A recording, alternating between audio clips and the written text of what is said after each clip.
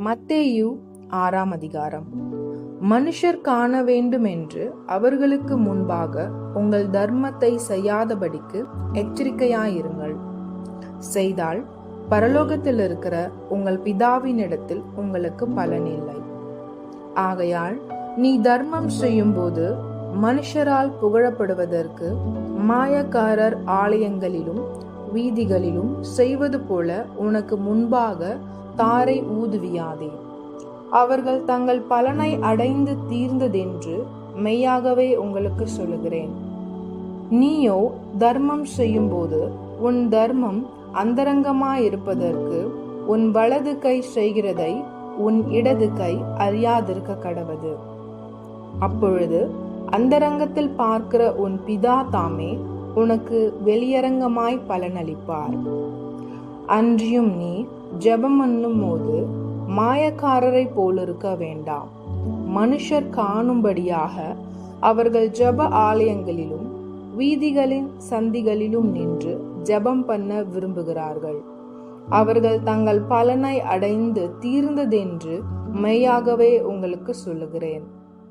நீயோ ஜெபம் பண்ணும் போது உன் அறை வீட்டுக்குள் பிரவேசித்து உன் கதவை பூட்டி அந்தரங்கத்தில் இருக்கிற உன் பிதாவை நோக்கி ஜெபம் பண்ணு. அப்பொழுது அந்தரங்கத்தில் பார்க்கிற உன் பிதா வெளியரங்கமாய் உனக்கு பலனளிப்பார். அன்றியும் நீங்கள் ஜெபம் பண்ணும்போது அஞ்ஞானிகளைப் போல வீண் வார்த்தைகளை அளப்பாதீர்கள். அவர்கள் அதிக வசனிப்பினால் தங்கள் ஜெபம் கேட்கப்படும் என்று நினைக்கிறார்கள். அவர்களைப் போல நீங்கள் செய்யாதிருங்கள். உங்கள் பிதாவை நோக்கி நீங்கள் வேண்டிக் கொள்ளுகிறதற்கு முன்னமே உங்களுக்கு இன்னது தேவை என்று அவர் அறிந்திருக்கிறார்.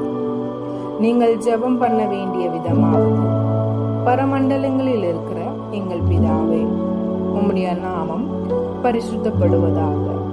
உம்முடைய ராஜ்யம் வருவதாக. உம்முடைய சித்தம் பரமண்டலத்திலே செய்யப்படுகிறது போல பூமியிலேயும் செய்யப்படுவதாக. எங்களுக்கு வேண்டிய ஆகாரத்தை இன்று எங்களுக்கு தாரும். எங்கள் கடனாளிகளுக்கு நாங்கள் மன்னிக்கிறது போல எங்கள் கடன்களை எங்களுக்கு மன்னியும். எங்களை சோதனைக்குட்பட பண்ணாமல் தீமையினின்று எங்களை இரட்சித்துக் கொள்ளும். ராஜ்யமும் வல்லமையும் மகிமையும் என்றென்றைக்கும் உம்முடையவைகளே, ஆமேன் என்பதே. மனுஷருடைய தப்பிதங்களை நீங்கள் அவர்களுக்கு மன்னித்தால் உங்கள் பரமபிதா உங்களுக்கும் மன்னிப்பார். மனுஷருடைய தப்பிதங்களை நீங்கள் அவர்களுக்கு மன்னியாதிருந்தால் உங்கள் பிதா உங்கள் தப்பிதங்களையும் மன்னியாதிருப்பார். நீங்கள் உபவாசிக்கும் போது மாயக்காரரை போல முகவாடலாய் இராதீர்கள். அவர்கள் உபவாசிக்கிறதை மனுஷர் காணும் பொருட்டாக தங்கள் முகங்களை வாட பண்ணுகிறார்கள். அவர்கள் தங்கள் பலனை அடைந்து தீர்ந்ததென்று மெய்யாகவே உங்களுக்கு சொல்கிறேன். நீயோ உபவாசிக்கும் போது அந்த உபவாசம் மனுஷர்களுக்கு காணப்படாமல் அந்தரங்கத்தில் இருக்கிற உன் பிதாவுக்கே காணப்படும்படியாக உன் தலைக்கு எண்ணெய் பூசி உன் முகத்தை கழுவு. அப்பொழுது அந்தரங்கத்தில் பார்க்கிற உன் பிதா உனக்கு வெளியரங்கமாய் பலனளிப்பார். பூமியிலே உங்களுக்கு பொக்கிஷங்களை சேர்த்து வைக்க வேண்டாம். அங்கே பூச்சியும் துருவும் அவைகளை கெடுக்கும். இங்கே திருடரும் கன்னமிட்டு திருடுவார்கள்.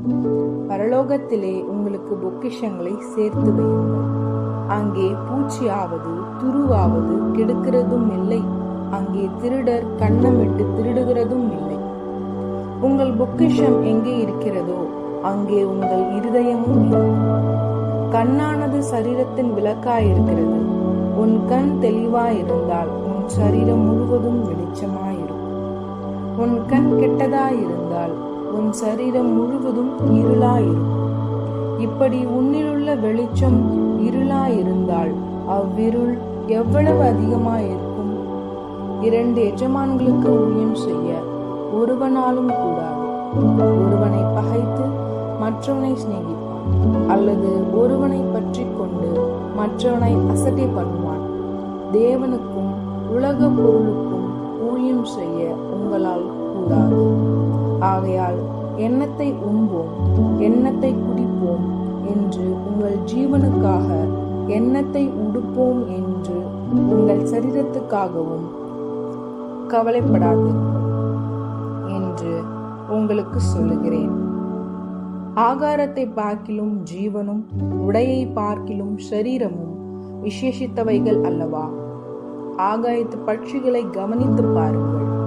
அவைகள் விதைக்கிறதும் இல்லை, அறுக்கிறதும் இல்லை, களஞ்சியங்களில் சேர்த்து வைக்கிறதும் இல்லை.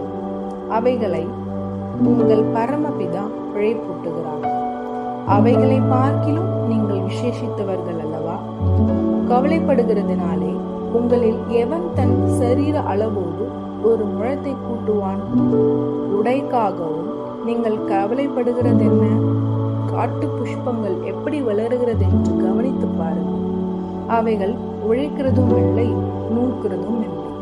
என்றாலும் சாலமோன் முதலாய் தன் சர்வ மகிமையிலும் அவைகளின் ஒன்றை போலாகிலும் உடுத்தியிருந்ததில்லை என்று உங்களுக்கு சொல்லுகிறேன். அற்ப விசுவாசிகளே, இன்றைக்கு இருந்து நாளைக்கு அடுப்பிலே போடப்படும் காட்டுப்புல்லுக்கு தேவன் இவ்விதமாக உடுத்துவித்தால் உங்களுக்கு உடுத்துவிப்பது அதிக நிச்சயம் அல்லவா? ஆகையால் எண்ணத்தை உண்போம், எண்ணத்தை குடிப்போம், எண்ணத்தை உடுப்போம் என்று கவலைப்படாதிருங்கள். இவைகளெல்லாம் அஞ்ஞானிகள் நாடி தேடுகிறார்கள். இவைகளெல்லாம் உங்களுக்கு வேண்டியவைகள் என்று உங்கள் பரமபிதா அறிந்திருக்கிறார். முதலாவது தேவனுடைய ராஜ்யத்தையும் அவருடைய நீதியையும் தேடுங்கள். அப்பொழுது இவைகள் எல்லாம் உங்களுக்கு கூட கொடுக்கப்படும். ஆகையால் நாளைக்காக கவலைப்படாதிருங்கள். நாளைய தினம் தன்னுடையவைகளுக்காக கவலைப்படும். அந்தந்த நாளுக்கு அதினதின் பாடுகள்